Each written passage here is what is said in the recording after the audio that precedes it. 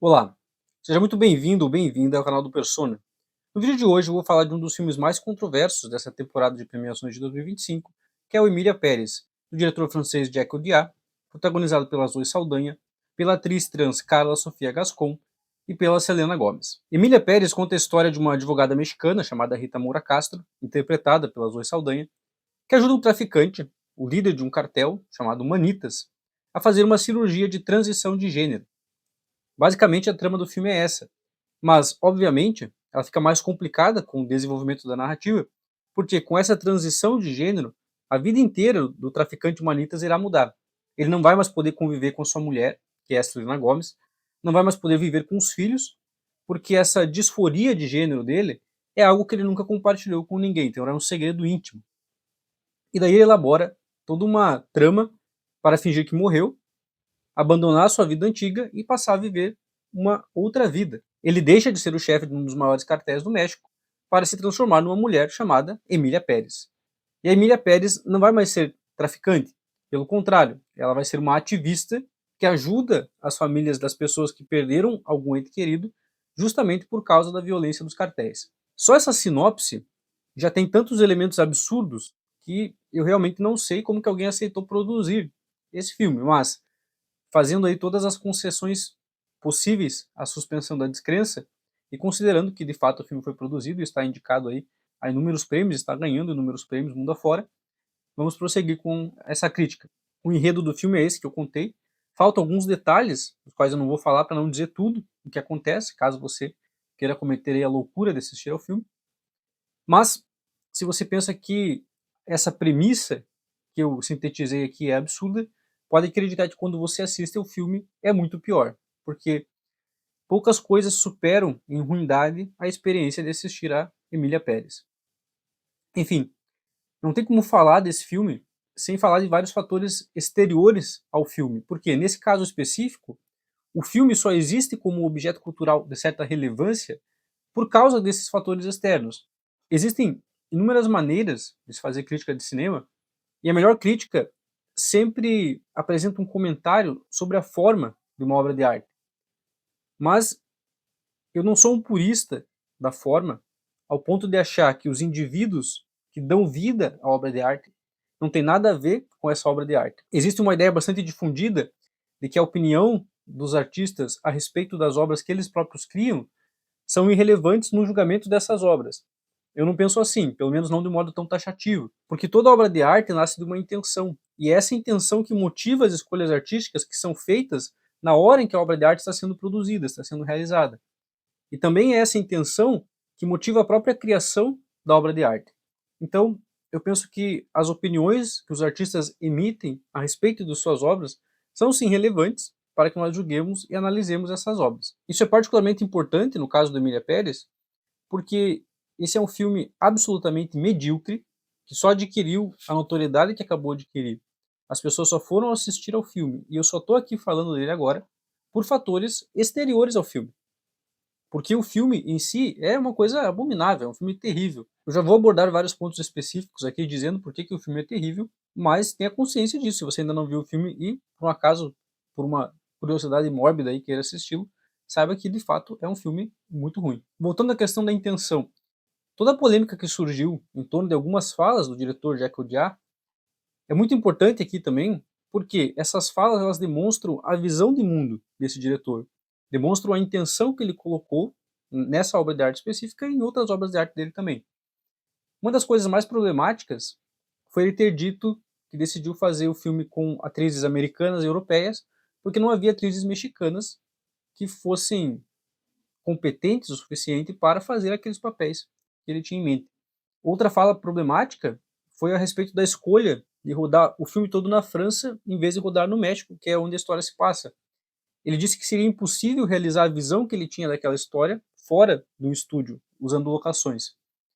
Quando nós assistimos ao filme, nós percebemos que nenhuma dessas duas declarações faz muito sentido. Vou fazer um parênteses aqui para falar da atuação da Zoe Saldanha. A Zoe Saldanha, de fato, faz aí um esforço hercúleo para tentar dar alguma emoção e alguma verossimilhança às situações absurdas, digamos assim, que ela precisou interpretar. Há todo um esforço dela na questão das músicas, das coreografias, e até mesmo em algumas cenas emotivas, de diálogo mesmo. Mas esse comprometimento dela é a única coisa que presta no filme como um todo. E assim, pensando na questão da construção dramática, narrativa, eu não vejo nada de tão complexo em termos de atuação que não pudesse ser feito por outras atrizes. Também não tem problema nenhum usar atrizes não mexicanas. Acho que um diretor, um artista, ele pode escolher quem ele quiser para fazer o seu filme. Embora essa não seja necessariamente a opinião da academia que concede o Oscar, né? O problema da fala do Odiar foi as coisas que de fato ele disse e o modo imbecil como ele disse tudo isso, com uma postura assim cheia de um preconceito colonialista, com uma postura de superioridade assim completamente afetada. Essa outra questão da locação também não faz nenhum sentido. Em termos de encenação, tirando as coreografias que tem ali alguma dificuldade, tudo poderia ser feito muito bem em locações. É lógico que teria sido muito mais difícil, mas se o Odiar queria mesmo representar o México com dignidade, a opção pela locação seria mais desejável. Mas assim, pelo resultado final do filme, por todas as imbecilidades que o Jack Odiar acabou falando, dá pra ver que artisticamente ele é covarde. E ainda por cima, extremamente afetado. Como eu falei, ele fala tudo assim com um ar de superioridade, né? Além disso, quando nós consideramos a filmografia dele como um todo, nós chegamos à conclusão de que ele nunca fez nada de tão relevante. Alguns outros filmes que ele fez, que foram aí bem elogiados, como o Deepan e o Profeta, são filmes no máximo competentes. São filmes meramente acadêmicos, naquela linguagem morna dos filmes franceses aí das últimas décadas. Então, são filmes que são bem medianos mesmo, pouco relevantes quando nós pensamos na história do cinema como um todo. Mas, voltando ao Emília Pérez, quais são os problemas do Emília Pérez, artisticamente falando, falando da forma cinematográfica? Primeiro, o filme é um musical. Em princípio, não tem problema nenhum com os musicais, porque na história do cinema existem vários filmes que são musicais e são verdadeiras obras-primas.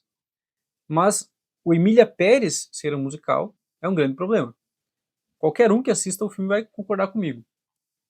As músicas do filme são feias, não são melodicamente interessantes. Não tem nada que justifique fazer esse filme como um musical. Na parte cenográfica também, os números musicais, as coreografias são feios, são pouco inspirados, são pouco inventivos. São tão ruins que você fica se perguntando qual que é o sentido de fazer um musical se a parte musical do filme é tão ruim. E quase não tem nenhuma música completa. São só assim algumas células musicais que são inseridas no meio das cenas mais realistas. E são inseridas sem muito critério. Uma coisa completamente injustificável mesmo. E o mais engraçado é que o Odiar disse numa entrevista que ele decidiu contar essa história como um musical, porque ele sempre teve o desejo de produzir uma ópera, e que ele via essa história, esse filme da Emília Pérez, como uma ópera. Mas, observando o filme, você percebe que assim está longe de ter qualquer característica que lembre de grandes peças operísticas. É só um filme que não tem muita identidade, na verdade. As cenas realistas, as cenas propriamente dramáticas, são ruins. As cenas cantadas são péssimas. O conjunto todo é uma coisa horrível. Outra coisa que me incomodou bastante foi a parte visual do filme. O filme ganhou o César de melhor fotografia, está indicado ao Oscar também, mas é algo completamente injustificável. Assim, tem um ponto positivo na fotografia, que é a exploração de contrastes bem acentuados. A exploração das silhuetas, das sombras. É uma fotografia, de certa forma, dramática. Uma fotografia que apresenta um contraponto com a maioria das produções atuais, que é aquela imagem mais lavada, assim. Mas ainda que seja uma fotografia tecnicamente correta, digamos assim, não existe necessariamente uma unidade visual no filme. E é um filme muito escuro também.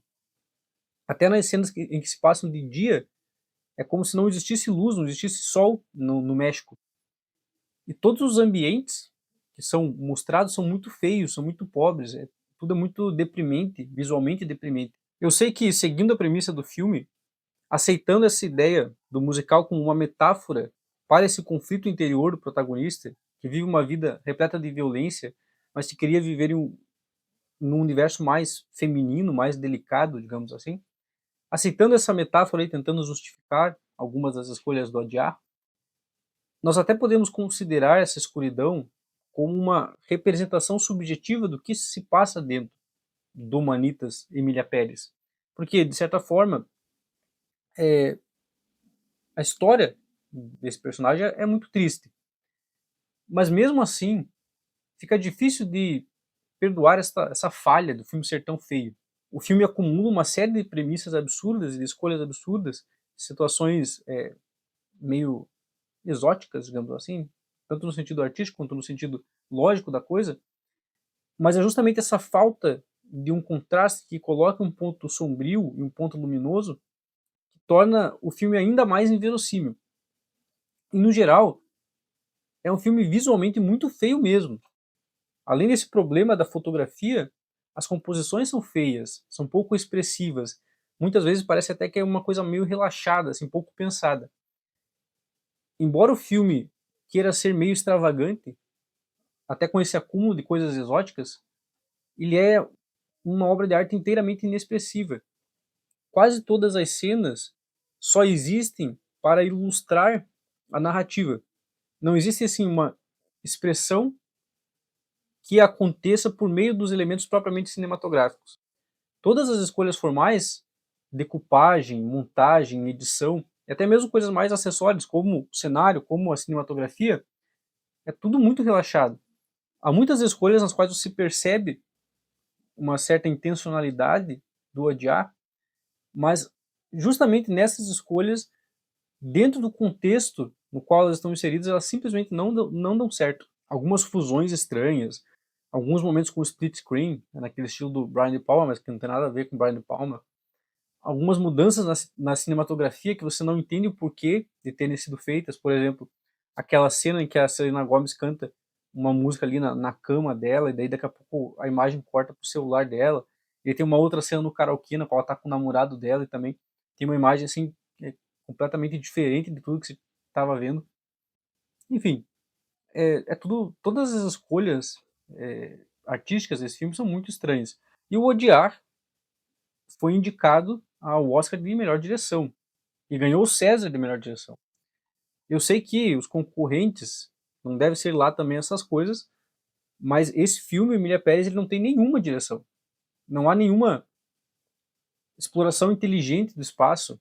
Não tem nenhuma cena genuína que te emocione de verdade, que crie algum tipo de interesse visual, dramático, algum tipo de interesse que não esteja diretamente relacionado com o texto, com o que está sendo dito ou com o que está sendo aí miado, né? Tentando, com o que o povo está tentando cantar aí. Não tem nenhuma cena em que haja uma construção dramática de verdade. Acontece muita coisa no filme, assim, cenas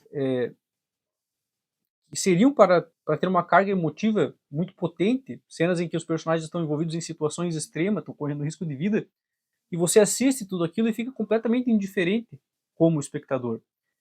É como se não, assim, é um universo mimético, para usar um vocabulário mais técnico, que não desperta nenhum tipo de terror, nenhum tipo de piedade, só desperta a indiferença mesmo.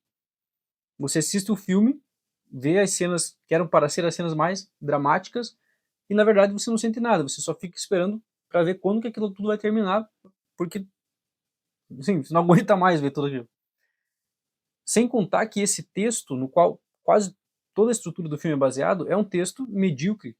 Então, ele é cheio de clichês, tem outros problemas aí, problemas mais circunstanciais, que o pessoal do México falou que não houve uma pesquisa para escrever o roteiro, e muita coisa assim é incorreta, em termos de dialeto mesmo. Mas, enfim, uma das poucas coisas que o Odiar conseguiu pegar do México mesmo foi uma linguagem, assim, de novela mexicana da pior espécie. E as pessoas estão comprando esse filme, estão aceitando que esse filme é um grande exemplo de expressão cinematográfica. Eu sei que parece meio arrogante dizer que existem filmes que estão abaixo da crítica, mas o Emília Pérez é um filme que está abaixo da crítica. Por quê? Ele está abaixo da crítica porque ele está abaixo do pensamento crítico.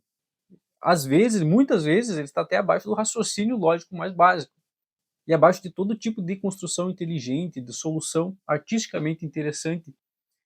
É um filme assim que chega a ser deprimente mesmo, é tão ruim. Você fica deprimido assistindo esse filme. É um filme desprezível. Como crítico, pensando no cinema, não necessariamente como uma indústria, mas principalmente como uma arte, eu penso que os prêmios, eles são totalmente irrelevantes. Porque os prêmios eles só interessam a publicidade, eles são uma fabricação da publicidade. Pode acontecer de um filme indicado, premiado, esses prêmios mais importantes, ser bom, pode acontecer, mas essa é assim uma exceção e não a regra. Em geral, os filmes que são indicados aí ao Oscar, Palma de Ouro, Urso de Ouro, Leão de Ouro, César, todas essas coisas aí, são filmes pouco relevantes para a história do cinema como um todo, mas para a arte do cinema. As pessoas estão falando aí das indicações ao Oscar que o Emília Pérez recebeu, mas o pessoal está esquecendo que esse filme ganhou o prêmio do júri do Festival de Cannes do ano passado. Um júri presidido aí pela Greta Gerwig, que era formado por Bruce Ceylan, Nadine Labac, Eva Green, Juan Antônio Bayona, Pier Francesco Favino e até o Hirokazu Korida. Então eu estou falando o nome desse pessoal aqui mesmo, para ficar gravado, que for the records, para todo mundo ver a merda que eles fizeram. Porque por aí nós vemos que não é apenas o Oscar, as outras premiações também são mais cultuadas, digamos assim, também são pouco relevantes do ponto de vista artístico. Para mim é meio óbvio que o cinema mundial está passando por uma crise generalizada.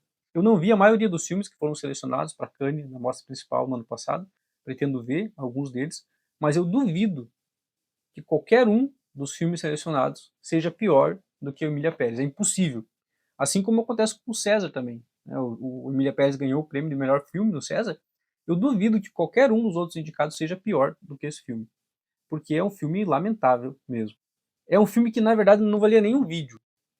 Mas o fato dele estar sendo tão cultuado, e nem tanto pelo público, que o público está detestando o filme, mas mais pela crítica. Enfim, o fato dele estar sendo tão insensado, tão cultuado, é tão sintomático do estado de coisas que se encontra o cinema e a crítica de cinema que eu decidi fazer esse vídeo aqui. Qualquer um que assista ao filme vai ver que tudo que eu falei aqui é uma coisa quase meio óbvia, assim, você não precisa ser crítico de cinema para perceber que o filme é muito ruim. De uma maneira instintiva você percebe isso. Mas, por via das dúvidas, eu estou aqui fazendo esse vídeo para afirmar o óbvio, porque, como dizia o Nelson Rodrigues, o nosso grande trabalho é o da afirmação do óbvio. Enfim, é isso aí. Espero que você tenha gostado de mais esse vídeo aqui no canal do Persona. Estou inaugurando uma nova fase no canal, estou retomando o canal, e a partir de agora eu vou produzir pelo menos um vídeo por semana. Se você ainda não é inscrito nem inscrita no canal, inscreva-se, ative as notificações. Se você gostou desse vídeo, curta o vídeo, compartilhe com alguém que você acha que possa gostar também. E se você quiser participar aí do diálogo, se você concorda com o que eu falei, se você não concorda, faça algum comentário que eu vou responder todos os comentários. Forte abraço e até a próxima.